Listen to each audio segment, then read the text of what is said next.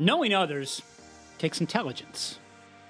Knowing yourself takes true wisdom. Mastering others takes strength.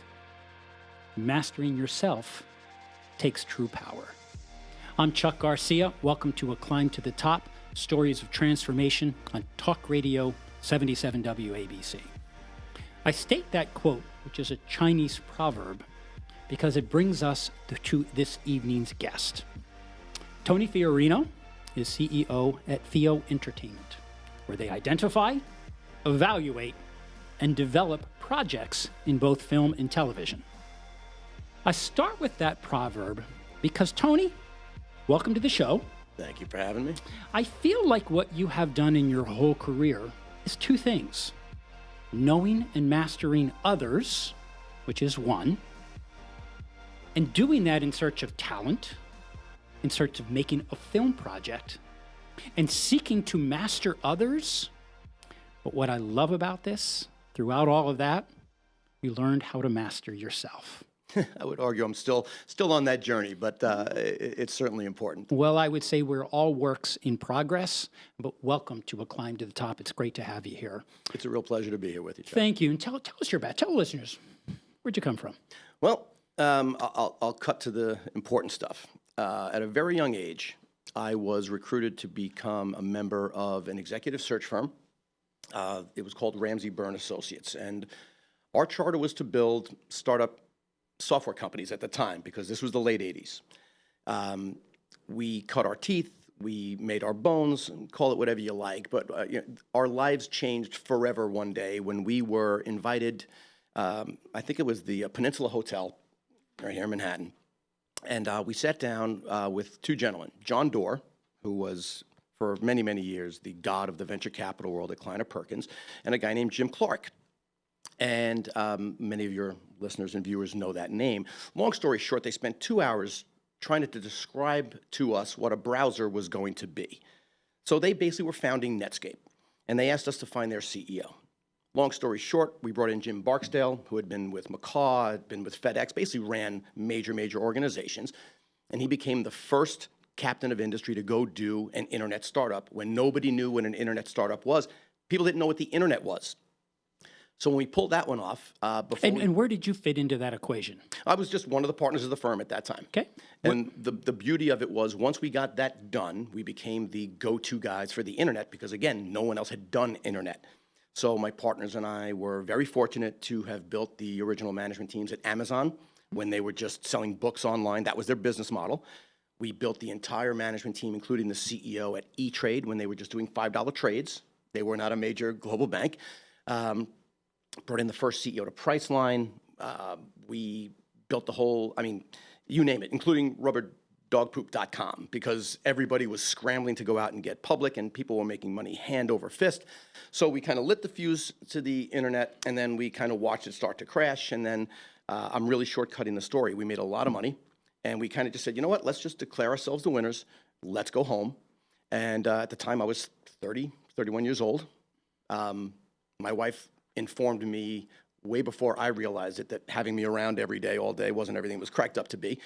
And so I started to think about, what is my passion? What do I want to go do with my life? So after a short stint of continuing executive search, which I thought I loved, I liked it a lot, I found out what I really loved.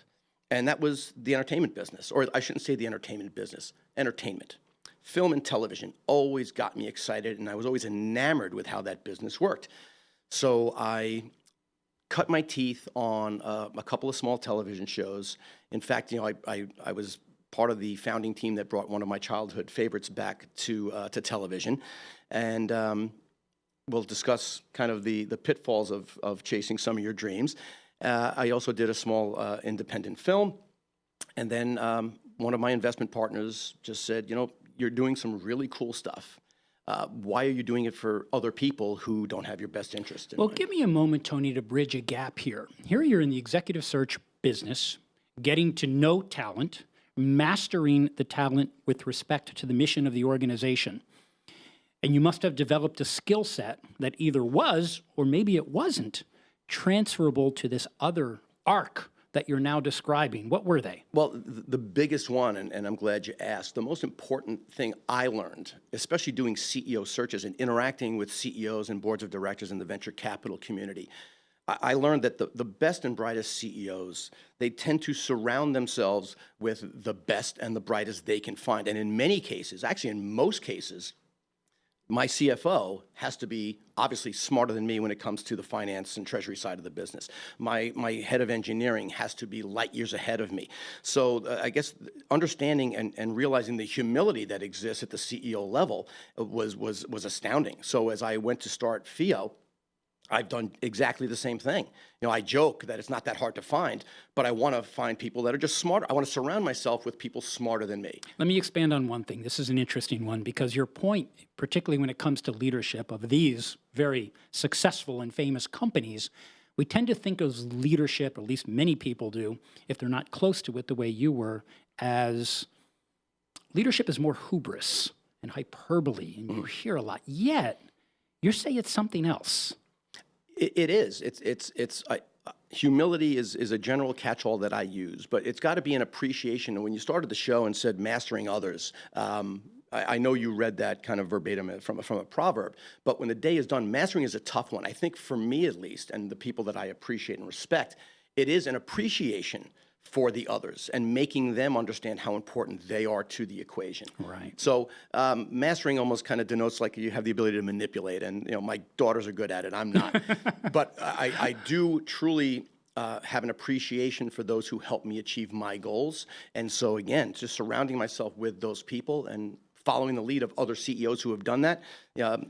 It's hard. You'll be hard pressed to find a world-class CEO who doesn't have that sense of humility, at least when it comes to the people with whom they surround themselves. Well, I'll infuse this with a quote by the late, great Ernest Hemingway, who said, when it related to any profession, "We are all apprentices in a profession of which none of us will ever master." And I suspect in your projects, as you were helping others, developing others, and now the need to master whatever it is you were working on, we're all just apprentices. And you now are in a new world, and you're an apprentice in a world that is foreign to you? Completely. Or I should say was. Yeah. It's still a little foreign to me. Yeah, that's a transformation. Talk about that. Well, the transformation was, I looked at the traditional entertainment business model. And obviously, you can argue that what ain't broke, you don't fix. But I really believed, and I still do, that there's a way to do it a little bit better. To incorporate that appreciation for all the disparate parts that go into making any film or TV show successful. And, I count myself almost blessed to have met some amazing people. Smarter than you. Thanks for reminding me. But for example, Al Cafaro, who was the CEO of A&M Records, he personally managed Sting through the height of his career. He is on my board of directors. He's one of my favorite people in the world. Sam Sokolow and our amazing partners at Nice Media Studios, with whom we just announced we optioned the New York Times bestseller from Walter Isaacson on the life of Ben Franklin. We're turning that into a miniseries. Congratulations. Thank you. Fingers crossed. It's an amazing story that most people still don't know most of. Mm-hmm. And then I was fortunate to bring in RJ Bucharia and his team at Prolific Media. And again, I sit there and every Monday on our board calls, I just say, guys, what can I learn today? And the good news is what I brought to them and this way to switch up this entertainment model, so far they've fallen in love with. And I'm still waiting for people to poke holes in it. And we're not going to disclose the secret sauce today, but suffice to say, between advertisers and sponsors and network partners, financiers, producers, directors, there is this ecosystem that exists. And traditionally, it has been a survival of the fittest. And I shouldn't say I learned, I believed almost overly ambitiously that there's a way for these pieces to all coexist in a manner that each benefits the other and also gains from each other's success. And no one piece is more important than the other, not the least of which is me. So far, so good, but we've got a lot of work ahead of us. You are listening to A Climb to the Top, Stories of Transformation. I'm Chuck Garcia, and with me this evening is Tony Fiorino, our guest. Tony, I love everything you're saying, but what I suspect, and I hope you can shed some light on this, people came into your life throughout the course of what you're describing as a transformation, some for the better, some for the worst, but I suspect there were lessons you learned along the way. Help us understand in the transition some of those people and what our listeners can learn from that? Well, I think most importantly is I've always had this mentality, and as a father of three who are all college-age kids, I learned the hard way that you can either learn from your mistakes or they can literally just smother you into submission. And while I alluded to some of the earlier things I did in my career, I purposely held back because I had a feeling you were going to ask me about those. When we were bringing that children's show that I grew up with, and I'm not going to say the name, but when it came time to bring that to the air, it was a passion project. And I would also caution young executives to be cautious about passion projects because you can be blinded by your passion. I was, and this was not when I was in my 20s. This is when I was in my 40s. And long story short, I committed to the show. I wore more hats than anybody else. I was going to say I would argue, but there's no argument. If not for me, that show doesn't get back on the air. And I did it all on a handshake. And now most of your listeners are cringing because they probably know how this story ends. I did it on a handshake. I literally put over 2 years of my life into it without taking a salary, the promise of equity and a salary. And in spite of all your years in executive search where nothing gets done without a document being signed, you took a leap of faith. Or a leap of stupidity. But I'll say leap of faith because a faith is a belief in something when you have no evidence behind it. And that's exactly what that was. And I would caution people not to take leaps of faith. Calculate the risk as much as you possibly can and make sure that the risk is worth the reward and vice versa. So what I will tell you is in the course of bringing this TV show back to television, that's where I met the folks at Prolific Media. In fact, they were geared up to put in the capital for this program. And it was right around that time when I said, okay, I'm about to make a bunch of other people really successful and put a lot of money in their pockets. So now it's time to put this down in writing. And that's when I got the wonderful news that what was promised to me wasn't going to be given to me. Now, again, I think those people were morons because when the day is done, wait until I bring in the capital, then yeah, but there's a bigger lesson here. Try to drag me out a little bit more if you want.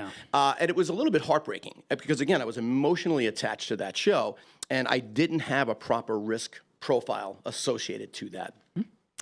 So right around the time where I was done licking my wounds on that one, I was approached by somebody, another friend of a friend. Actually, it's a much closer relationship, and so I'm not going to get into the specifics. But I was asked, please come help me produce this independent film that I'm doing.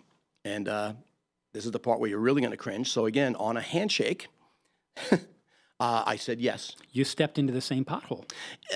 You would think this one would be different.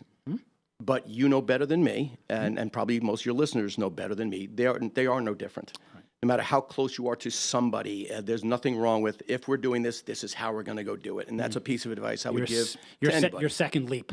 My second leap off another cliff, a shorter cliff, but a cliff nonetheless.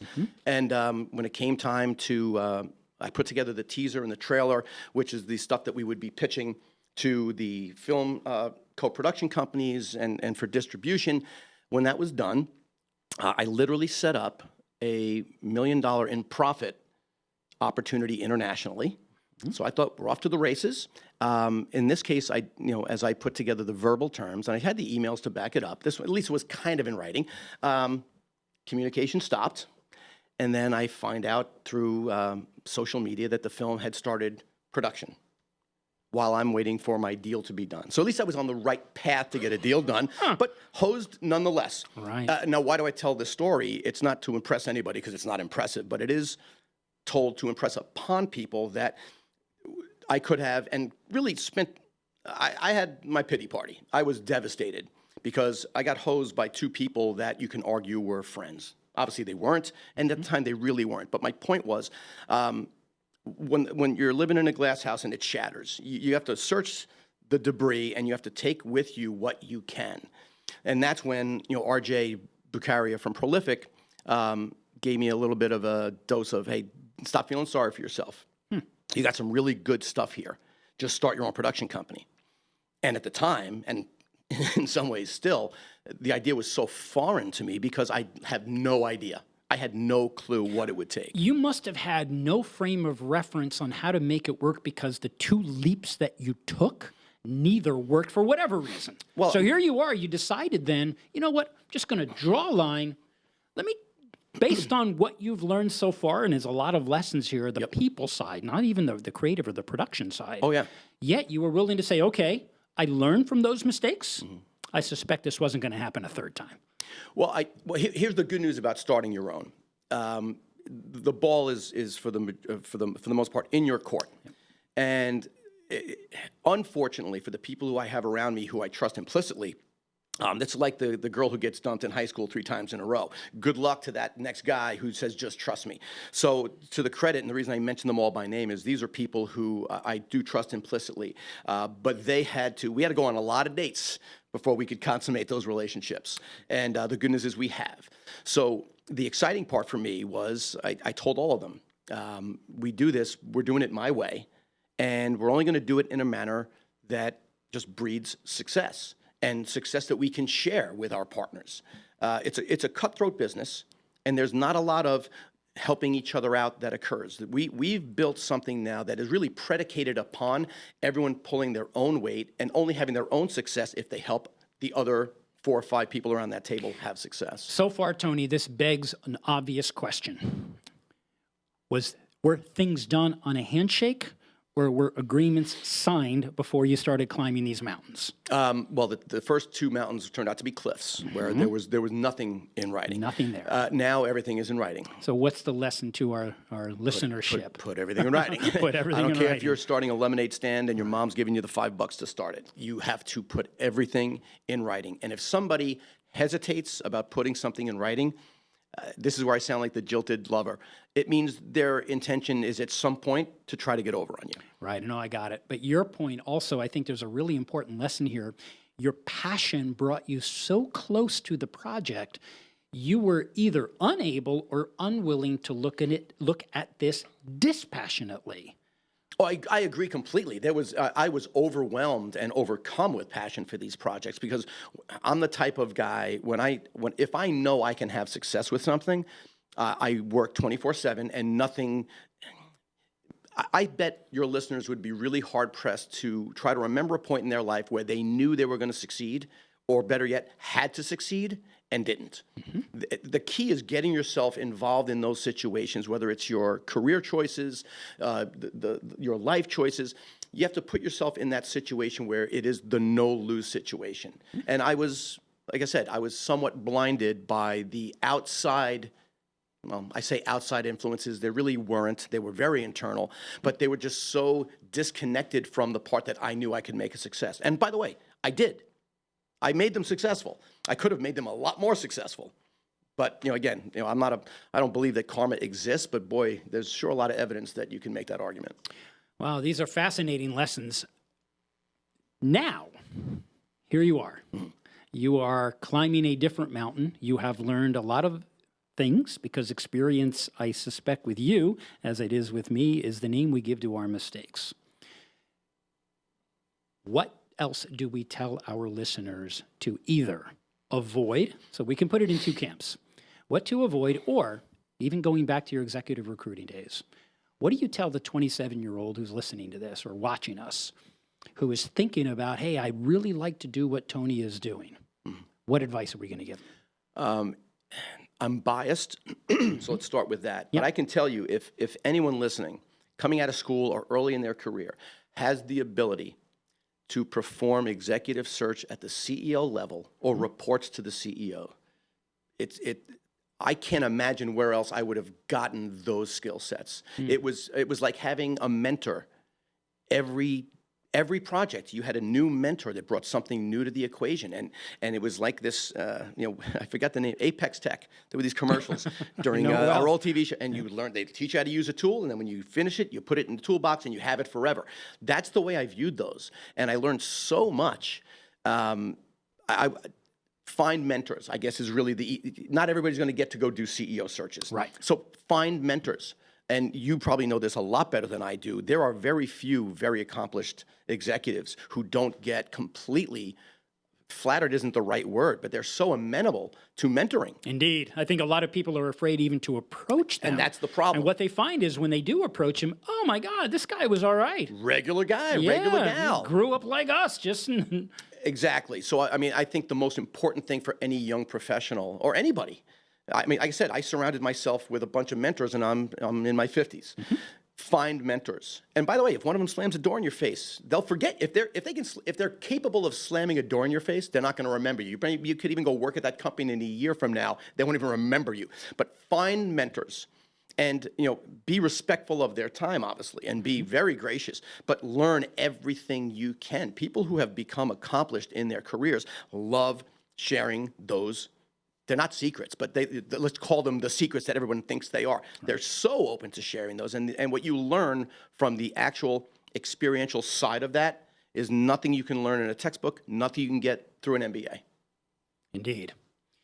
Well, now you are developing these film projects. Correct. Film and television. Interestingly enough, I don't know if you're aware of this, but Ben Franklin talked about something called the good life.